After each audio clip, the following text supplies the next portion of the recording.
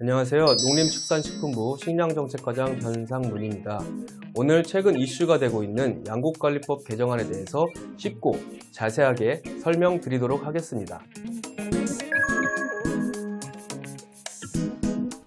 네, 쌀은 우리 국민의 주식이기 때문에 특별히 양곡관리법이라는 법령을 통해서 쌀의 안정적 수급관리라든지 쌀 산업 발전을 위한 정책을 추진하고 있습니다. 최근 많은 언론 등에서 논란이 되고 있는 양곡관리법 개정안의 핵심은 정부가 남는 쌀을 의무적으로 사게끔 하는 것입니다.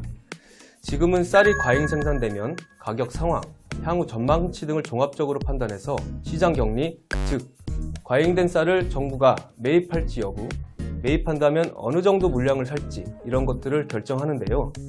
이 개정안은 시장격리 제도를 법률로 정한 일정 조건이 되면 정부로 하여금 10월, 12월 수확기 동안에 수요보다 많이 생산된 쌀 전부를 정해진 가격으로 사게끔 하는 것입니다.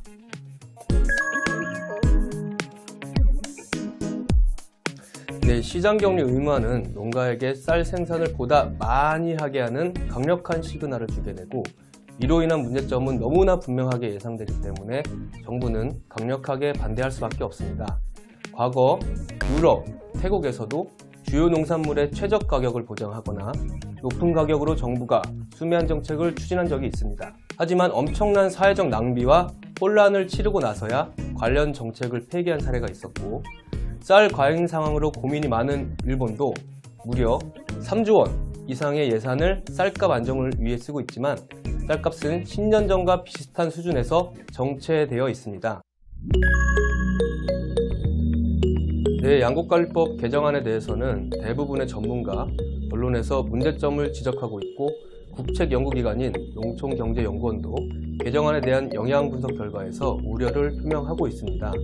첫째, 남는 쌀이 더 많아져서 불필요한 재정 부담이 커집니다. 현재도 쌀은 생산량 감소에 비해 소비량 감소가 더 커서 매년 20만 톤가량 남는 상황입니다. 이러한 상황에서 정부가 남는 쌀을 다 사주게 되면 과잉 물량은 더 많아져서 2030년에 이르면 그 규모가 63만 톤에 이를 것으로 전망되고, 이를 사는 데에만 1조 4천억 원이 예상됩니다. 30년까지 연평균 1조 원 이상의 예산이 쓰이게 되는데요.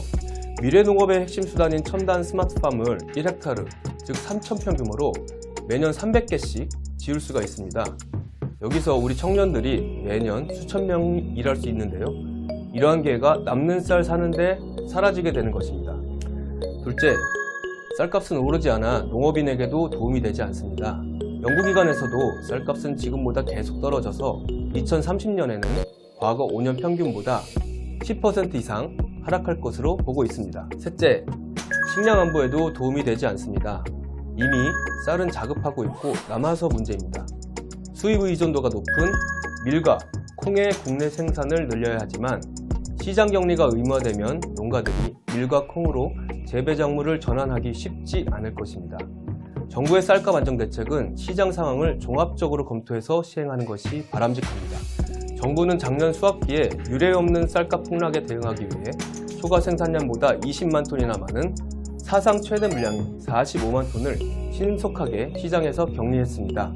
격리 발표 직후 쌀값은 17% 상승하여 반등하였고 현재는 안정세입니다.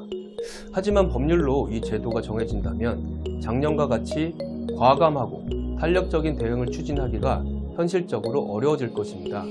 정해진 틀에서만 이루어지게 될 것입니다. 네, 농식품부는 새 정부 출범 직후 작년 6월에 가루쌀 산업 활성화 대책을 발표하였습니다. 가루쌀은 벼처럼 생산할 수 있고 밀과 이모작도 가능한데, 생산되는 쌀은 우리가 아는 밥쌀이 아니라 밀처럼 바로 가루로 만들 수 있는 쌀입니다. 농식품부는 이 가루쌀을 쌀 수급 균형과 식량 안보 강화의 핵심 수단으로 활용할 계획이고, 이를 위해 올해부터 전략작물 직불제를 새롭게 추진해서 재배 면적과 생산량을 늘려 나갈 것입니다. 2026년에는 20만 톤까지 생산해서 과잉 물량을 해소하고, 현재 1%가 안 되는 밀 자급률도 8%까지 높일 계획입니다. 이와 함께 소비 수요에 맞는 벼 적정 생산을 위해 다수학 품종은 줄이고 고품질 쌀 재배를 확대해 나갈 계획입니다.